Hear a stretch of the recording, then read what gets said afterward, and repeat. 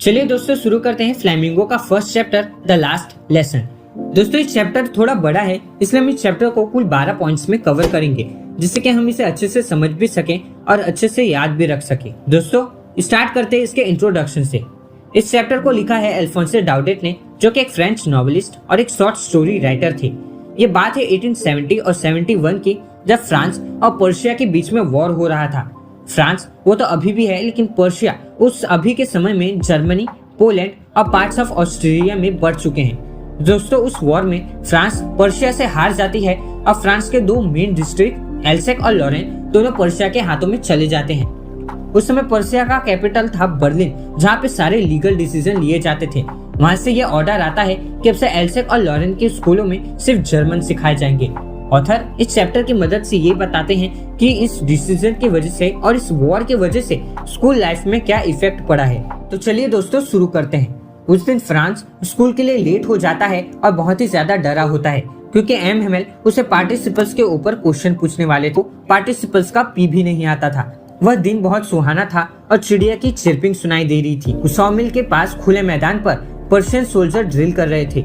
एक पल को फ्रांस के दिमाग में ये भी विचार आता है कि क्यों ना आज बंक मार लिया जाए, मगर बाहर इतनी गर्मी होती है कि वो सोचता है कि इससे अच्छा मैं स्कूल जाकर एम हेमेल की डांट ही सुन लेता हूँ। ये सोचकर वो आगे निकल जाता है और जब वो टाउन हॉल से पास हो रहा होता है तो उसे बुलेटिन बोर्ड के पास एक बहुत बड़ी भीड़ दिखाई देती है। उस बुलेटिन बोर्ड पर पिछले 2 सालों से सारे बैड न्यूज ही आ रहे थे, जैसे कि द लॉस्ट बैटल या फिर कमांडिंग ऑफिसर्स के ऑर्डर। वह सोचता है कि इस बार कौन सा बैड न्यूज आ गए। अब यह सोचते सोचते वो आगे निकल जाता है, मगर तभी उससे पीछे से एक ब्लैक स्मिथ की आवाज आती है, जो कि अपने अप्रेंटाइज यानी कि उसके स्टूडेंट के साथ खड़े होकर उस बुलेटिन बोर्ड को पढ़ रहा था।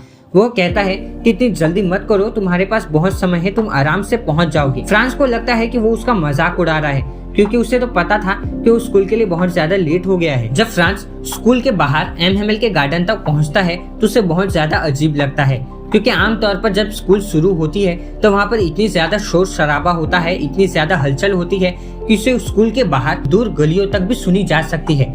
अक्सर वहाँ पर टेबल के डेस्क को ओपन बंद करने की आवाज या फिर चिल्ड्रंस का यानी बच्चों का टीचर्स के साथ लेसन्स को जोर जोर से रिपीट करने की आवाज या फिर टीचर्स का टेबल पर जोर से स्केल से पीटने की आवाज सुनाई दिया करता था। मगर आज ऐसा कुछ नहीं था। आज एकदम संडे मॉर्निंग की तरह लग रहा था। आप खुद सोचो, संडे को जब कोई स्कूल नहीं जाता तो उस दिन कितना साइलेंस रहता होगा। ठीक उसी तरीके से आज एकदम संडे मॉर्निंग की तरह साइलेंस था। फ्रांस ये सब सोचते सोचते अपने क्लासरूम की ओर बढ़ जाता है। तब वो विंडो से अपने क्लासमेट्स को देखता है कि सब आज अपने जगह पर बैठे हैं। मगर आमतौर पर वो इधर उधर बैठा करते थे, लेकिन आज सभी अपने जगह पर बैठे हैं और बहुत ही शांति से बैठे हैं। वह देखता है कि एम हेमेल सामने अपने रूलर के साथ खड़े हैं। वह सोचता है कि एम हेमेल उसे लेट होने पर बहुत ज्यादा डांटेंगे, मगर ऐसा कुछ भी नहीं होता। एम हेमेल उसे देखते हैं और कहते हैं कि जल्दी से अपनी जगह पर जाकर बैठ जाओ, हम तुम्हारे बिना ही क्लास शुरू करने वाले थे। फ्रांस जल्दी से जाकर अपने बेंच पर बैठ जाता है। जब फ्रांस अपनी जगह पर जाकर बैठता है तो उसे 2 चीज सबसे ज्यादा सरप्राइज करती है। सबसे पहले तो ये कि एम हेमेल, जो कि अपने नॉर्मल ड्रेस में हुआ करते थे, वह आज एक अच्छे से ग्रीन कलर का कोट, फ्रिल्ड शर्ट और एक सिल्वर कैप पहनकर आए थे, जो कि वह अक्सर प्राइस डेज के दिन या फिर इंस्पेक्शन के दिन पहना करते थे। और दूसरा सबसे बड़ा सरप्राइज तो ये था कि जो अक्सर क्लास के बैक बेंचेस हुआ करते थे वह अक्सर खाली हुआ करते थे, मगर आज वहाँ पर ओल्ड हॉस्टर यानी कि ओल्ड फार्मर बैठे हैं, मेयर बैठे हैं, पोस्ट मास्टर है और कुछ और लोग आकर बैठे हुए हैं, जो कि बहुत ज्यादा दुखी लग रहे थे। फ्रांस ये सब सोच ही रहा होता है, तभी एम हेमेल अपने चेयर से खड़े होते हैं और कहते हैं कि बच्चों आज लास्ट लेसन है। बर्लिन से ऑर्डर आया है कि कल से एल्सेक और लॉरेन के स्कूलों में सिर्फ जर्मन पढ़ाए जाएंगे और कल से न्यू मास्टर भी आ जाएंगे, और मैं चाहता हूँ कि आज आखिरी चैप्टर के लिए आज सबके सब बहुत ही अटेंटिव रहे। ये सब सुनकर फ्रांस बहुत ही ज्यादा दुखी हो जाता है, क्योंकि अभी तक जो बुक उसे दुश्मन लगता था वो अब उसे पुराने दोस्त की तरह लग रहे हैं। अभी तक जो एम हेमेल उसे खड़ूस मानता था वो आज यह बात से दुखी हो रहा है कि शायद वो आज एम हेमेल को आखिरी बार देख रहा है। वह पछताता है कि अभी तक उसने अपने लेसन्स में अच्छे से ध्यान नहीं दिया। अब उसे समझ में आ जाता है कि बुलेटिन बोर्ड के पास इतनी भीड़ इकट्ठी क्यों थी, या फिर क्लास के पीछे बैक बेंचेस खाली हुआ करते थे, वहाँ पर आज लोग आकर क्यों बैठे हैं और वो दुखी क्यों है। फ्रांस ये सब सोच ही रहा था कि उसे उसका नाम सुनाई देता है। अब उसकी बारी थी कि पार्टिसिपल्स पर कुछ बोलने की। फ्रांस सोचता है कि वह बहुत अच्छे तरीके से, बहुत लाउड, बहुत क्लियर और बिना किसी मिस्टेक के साथ आज वो बोलेगा, मगर वो एक शब्द बोलते ही चुप हो जाता है और वो डर जाता है, वो कुछ नहीं बोल पाता। एम हेमेल उसे इस पर नहीं डांटते और कहते हैं कि अभी फ्रांस को उस पर पछतावा होना चाहिए कि वो अभी तक हर बात को कल पर टालते आ रहा था कि मैं कल सीख लूंगा और देखो आज आखिरी दिन भी आ गया। वो कहते हैं कि कल से जो जर्मन मैन आएंगे अब उन्हें ये कहने का भी हक होगा कि ना तुम ढंग से फ्रेंच बोल सकते हो और ना ढंग से लिख सकते हो और तुम अपने आप को फ्रेंचमैन कहते हो। इस बात के लिए एम हेमेल 3 चीजों को जिम्मेदार ठहराते हैं। सबसे पहला तो एल्सेक, जो कि हमेशा कल पर ही काम को टालने पर मशहूर था, और दूसरा उनके पेरेंट्स को, जो कि थोड़े से पैसों के लिए फार्म में काम करने के लिए या फिर मिल पर काम करने के लिए भेज देते थे, और तीसरा अपने आप को, क्योंकि जब भी उनका फिशिंग का मन करता था तब वो बच्चों को छुट्टी दे दिया करते थे, या फिर जब भी फ्लावर्स में पानी डालने की बात आती थी तो हमेशा बच्चों को फ्लावर्स में पानी डालने के लिए भेज देते थे और उस दिन का लेसन रह जाता था। इसके बाद एम हेमेल फ्रेंच लैंग्वेज की तारीफ करने लगते हैं कि फ्रेंच एक बहुत ही अच्छा लैंग्वेज है, बहुत सुंदर लैंग्वेज है, बहुत क्लियर लैंग्वेज है, बहुत ही लॉजिकल लैंग्वेज है और इससे अच्छा लैंग्वेज दुनिया में नहीं है।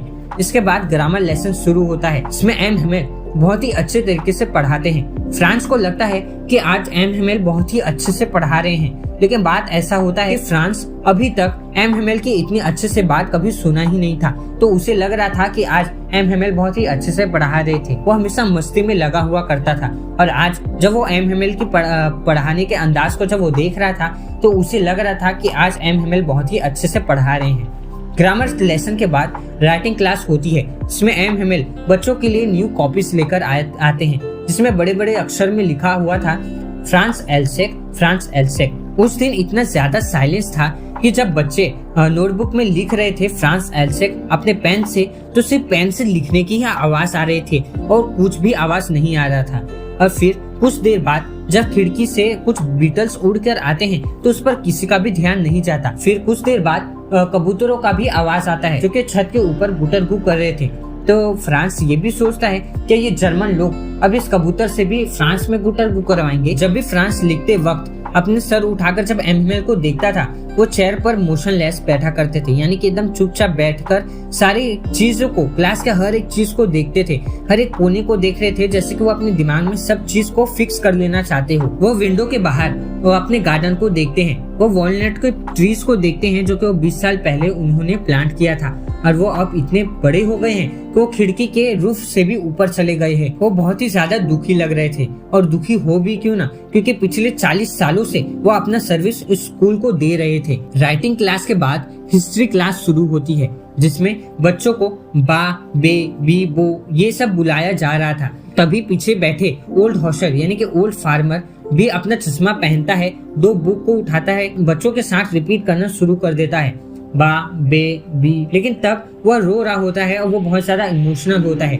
जिस वजह से बहुत ही ज्यादा फनी लग रहा था। फ्रांस को हंसी भी आ रही थी और इस बात से रोना भी आ रहा था कि आज उसका फ्रेंच का आखिरी लेसन है। कुछ समय बाद स्कूल के बाहर चर्च से 12 बजने की आवाज आती है। फिर एम हेमेल अपनी जगह से खड़े होते हैं, अपने चेयर से खड़े होते हैं और कुछ कहना चाहते थे। कहते हैं माय फ्रेंड्स आई, और फिर उनका गला भर जाता है और वह कुछ भी नहीं बोल पाते। फिर वो एक चौक उठाते हैं और ब्लैक बोर्ड में बड़े बड़े अक्षरों में लिख देते हैं विवेला फ्रांस। इसका मतलब लॉन्ग लिव फ्रांस। अब वो स्कूल को डिसमिस कर देते।